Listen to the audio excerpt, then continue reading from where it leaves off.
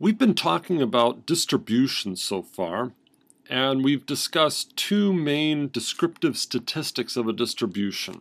So one way of describing a distribution was with the frequency distribution, and the other is with a histogram. I think of both of these measures as being rather detailed, in that you get a very detailed picture of the distribution. So from a histogram or from a frequency distribution, we learn that there are two distinct modes for the geysers, the length of eruptions of the Old Faithful geyser. We also saw distinct spikes for the down payments at the fitness club example. So histograms and frequency distributions are capable of revealing these details about a distribution. We're now going to move on to another class of descriptive statistics. So I like to think of these as single number summaries of a distribution. So each of these things are going to attempt to characterize some aspect of a distribution with a single number. So whereas a histogram provided a rich picture of a distribution, we're just going to focus on one aspect of it.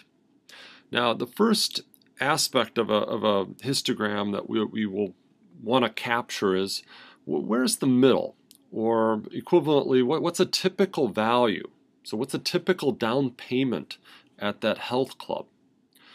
Well, there's multiple ways of capturing where a typical value is, or where the middle of that histogram is. These are referred to as measures of central tendency by statisticians. Let me start with the three basic ones: the mean, the median, and the mode. So the mean is just the arithmetic mean that you've studied since probably junior high school.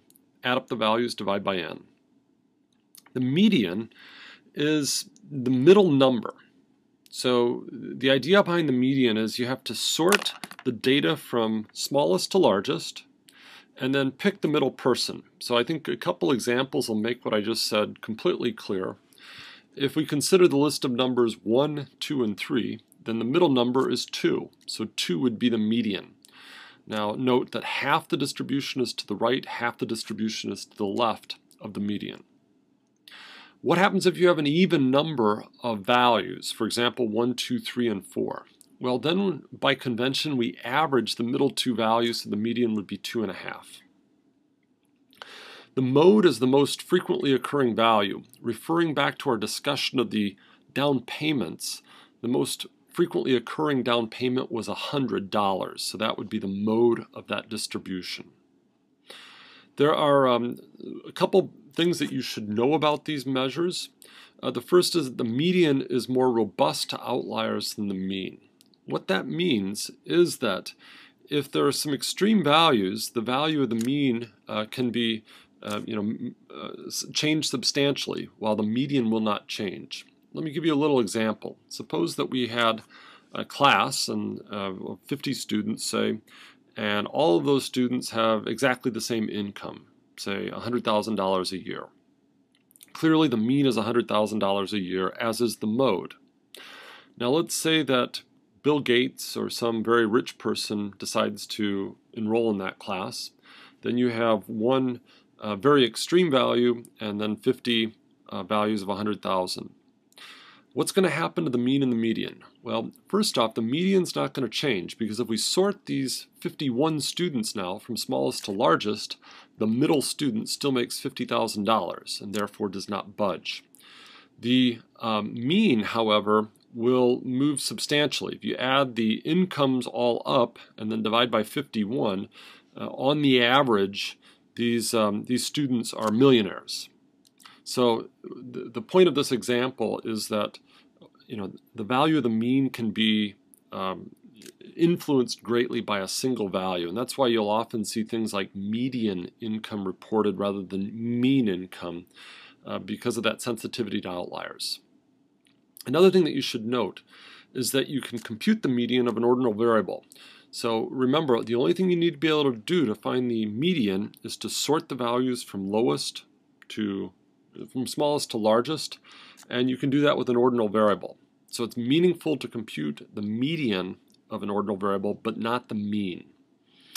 Let me draw a picture now. I'm going to go over to the sketch pad, and I'm going to draw a common right skewed distribution. So make it fairly right skewed. Give it a nice long right tail. Now, the most commonly occurring value is going to be right here. So that is the mode. Now, graphically, the median is the point where half the distribution is to the right and half the distribution is to the left. Remember that histograms encode frequency by area. So we want to find the point, and I'm going to guess it's about here, such that the area on the right is equal to the area on the left. This would be the median. So I'm going to do some shading to try to indicate that that area is exactly the same as this whole area. So that's the median. The mean has another interpretation. So the mean is the center of gravity. If we were to stick a wedge under this histogram, so picture a wedge. Here is this wedge. The mean is the point where the histogram would be in balance. So think about a teeter-totter from your childhood. So if this thing is in balance, where this side and this side are both above the ground, then that is the mean. So the mean is the point, is the center of gravity, is what they call it in physics, where the thing is in balance. So that is the graphical relationship between the mean, the median, and the mode. If you have a left skewed distribution, it's the same basic relationship. Here's your mode. The median will be the point where this area is equal to this area, and again that's the median. And the mean would be the point where this thing sits in balance. All right, back to the course packet. I now want to talk about means of dichotomous variables. So ordinarily we cannot compute the mean of a nominal level variable, so it makes no sense at all to talk about the mean eye color, or the mean favorite flavor of yogurt, or the mean race, or the mean marital status. You know, it's just those are nonsensical concepts. However, if you have a 0-1 variable, you can compute the mean of it, and it has a very important interpretation. So very often with dichotomous variables, we code them as zeros and ones. For example, if we have gender, we might say that the value 1 is for females and the value 0 is for males. In such a case, the mean is very interpretable. It's just the fraction of ones.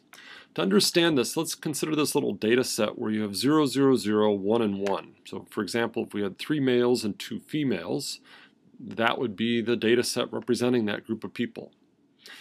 Now what is the mean of this data set? Well, if you add up the values, you have 2 divided by 5, which is 40% or 0.4. The interpretation of this is that 40% of those values are ones. We're going to come back to this time and time again throughout the course and your next course. So just remember, the mean of a 0-1 variable is the fraction of ones. Such variables are often called dummy variables. You'll learn that term next quarter when you get to multiple regression.